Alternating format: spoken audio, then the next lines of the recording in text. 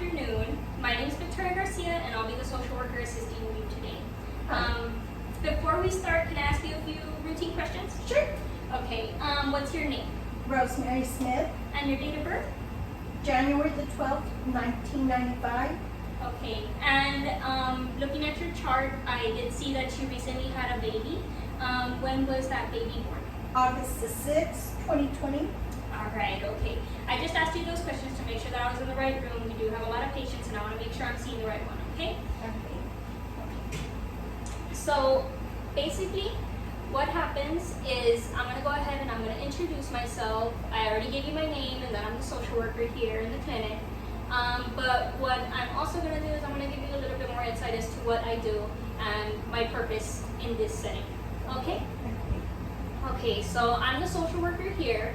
I help the behavioral health consultant, and basically the behavioral health consultant, he will see patients that have maybe scored high on a depression or an anxiety screening, or they're feeling anxious about something.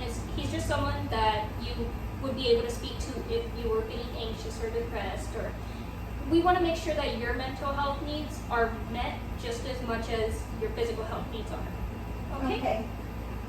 Okay, so they did tell me that you had a baby 4 or 5 weeks ago. So something that we usually do with our patients is we'll give them a routine screening. It's the Edinburgh Postnatal Depression Screening Scale, okay? And so it's a series of 10 questions. I'm gonna be asking you them. You can answer yes or no. And then depending what you answer, I'll go ahead and I'll go a little bit more in depth with you. Is that okay? Sure. Okay. Okay, so I'm gonna go ahead and I'm gonna start out by reading the main point of this exam, okay? And what we kind of want you to do. All right. Okay, so it says here, as you were pregnant or have recently had a baby, we would like to know how you are feeling. Okay? Please check the answer that comes closest to how you have felt in the past 7 days. So this is in the past week, okay? We want to know how you felt in the past week, not just today. Oh. Okay, so in the past 7 days, we're starting with number 1. Okay. I have been able to laugh and see the funny side of things. Would you say yes or no to that? Sometimes. Sometimes?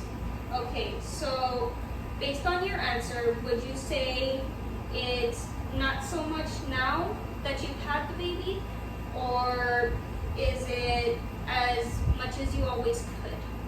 Not so much. Not so much? Okay. And is there a reason behind you feeling as though you're not able to? I feel more stressed. You feel more stressed? Okay, do you want to go a little bit more in depth with that? Would you like to tell me what's stressing you out? I guess the baby and the demands and the lack of sleep Okay. All right. and not getting the help I need from my husband. Okay. All right. Okay. So we're going to go on with number 2, okay? Okay. I have looked forward with enjoyment to things. Would you say it's as much as you ever did, or hardly at all? Hardly at all. Hardly at all?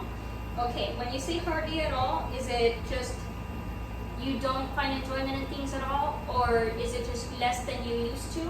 Less. Okay. Would you say definitely less or rather less? Definitely less. Okay. Okay. Why would you say that you're not able to enjoy things as much? Well, I guess with this COVID-19 that it's putting a lot of stress on the family, being,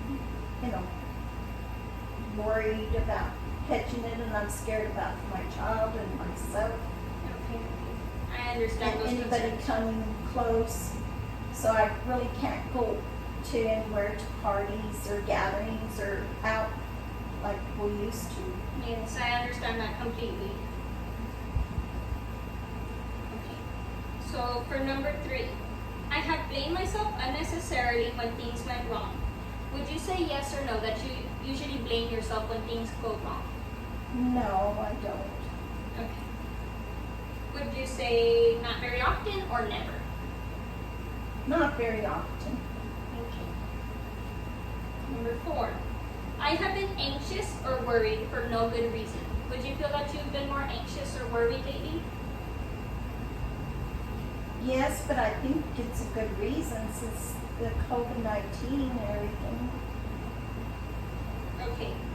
Would you say that your anxious or worried feelings happen sometimes, or is it very often that these happen, that these feelings occur? Probably sometimes. Sometimes? Yeah, because Okay. it's only when somebody mentions like they want us to leave and go to a visit or people want to come over. Okay. I understand. I have felt scared or panicky for no good reason. Have you felt scared or panicky for no good reason? Yes, Yes? Okay.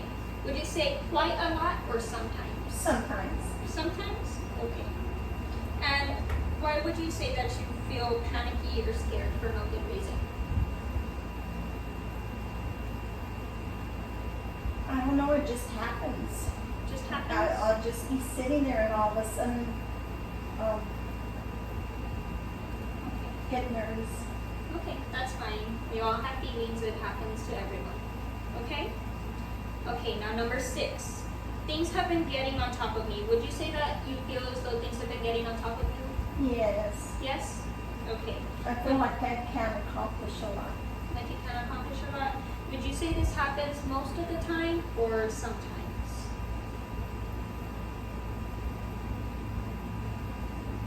Right now, I'd say most of the time. Most of the time?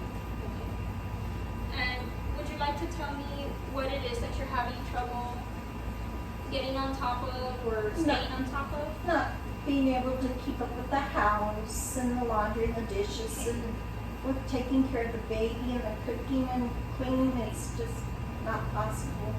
Yes, I understand completely. Okay. Number 7. I have been so unhappy that I have had difficulty sleeping. Would you feel that you've had difficulty sleeping? No, because I rarely get to sleep, so when I do, I just crash out. So not very often or not at all? I'd say not at all. Okay. Because once you finally get to sleep, you're out. Yes. Okay. All right. Have you felt sad or miserable lately? Yes. Yes. Okay. Would you say that's most of the time or quite often? Quite often. Quite often. And can you tell me what makes you feel a little sad or miserable? That I gained the weight with the baby and I can't seem to lose it. Okay. And I feel all frumpy in front of my husband. You're fine. You're fine. Okay. I have been so unhappy that I have been crying. Would you feel as though you From time to time, yeah. from time to time? Okay, so would you say most of the time, quite often, or only occasionally? Occasionally. Okay. And whenever you do feel so unhappy that you cry, is it due to something significant that you feel that it's overbearing, something that's going on? I feel like my husband doesn't understand me and the burden of having a baby, puts on us. And him not sharing in the responsibility of taking care of him. Yes, I get you. Okay, and this is the last question, okay? And then we'll go ahead and we'll review your results, and I will let you know what the next step is. Okay. Okay, so the last question is, the thought of harming myself has occurred to me. Has this ever occurred? Oh, no. No? Okay, never. So you've never ever thought about harming yourself? No, never. Okay, and you've never had any suicidal thoughts or tendencies? No. Okay. All right. That's great to hear. And then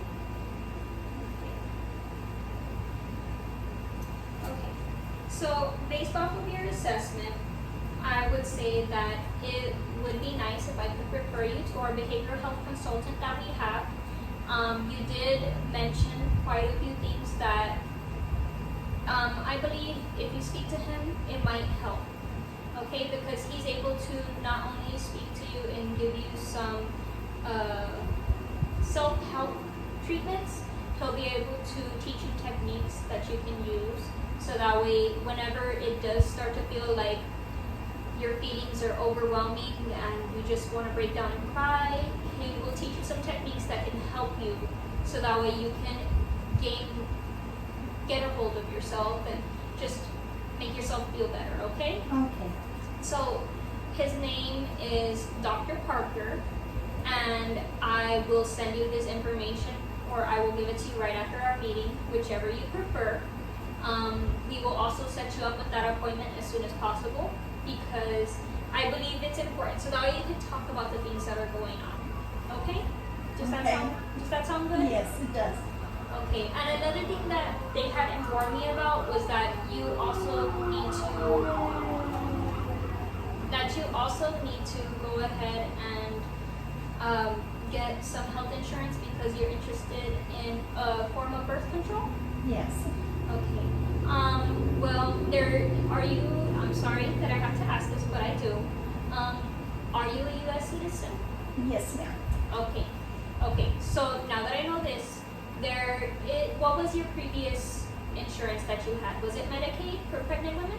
Yes. Yes, it was? Okay, so basically what I can go ahead and do is I can help you fill out, or I can give you the link so that way you can do it on your own.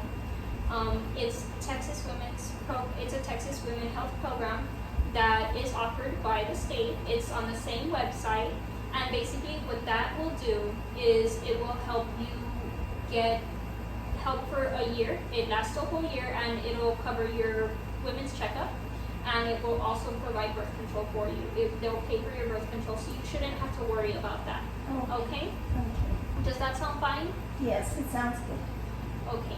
So basically, this concludes this part of the assessment. Was there anything, whenever you did go to your doctor's visit earlier, was there anything that you would have liked to have changed, or is there anything that got left out that you feel that, we could do better later on for you? Maybe if they could give like a diet or healthier eating program to get back in shape, or some simple exercises. That's another thing, is Dr. Parker, because he is our behavioral health consultant, that's another thing, is if you are feeling like you want to get in shape and you want to make a plan for that as well, he's able to help you with that as well. So all you would have to do is bring that up. I can't even tell him myself. I'll go ahead and I'll email him that that's something you're interested in, and he can help you with that as well. Oh. So not only can he help you with your mental health to make yourself feel better, but he can also help you with other needs like that as well. Okay. And I can even bring it up to your doctor, and your doctor can help make a plan as well if you're interested. Yes, I am. Yes? Okay. Well, so far, now that I've gotten that all figured out for you, or we've come up with that, I can go ahead and I will email you everything. I have your email on file, and I'll go ahead and I'll email you Dr. Parker. I'll email you his email address, and we will set up an appointment up front, okay? So that you can come in and see him.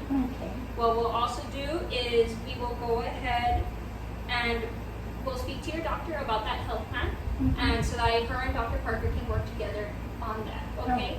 And we can go ahead and make a better treatment plan for you. Okay. Okay? And basically, on this, it's a routine assessment. It's nothing to be alarmed about. Or the fact that I'm going ahead and referring you to him is nothing to be alarmed about. It's just I want to make sure you're okay. So if you can go ahead and set up that appointment as soon as possible, it would be great. And I'm sure you'll get great help. Okay? Okay.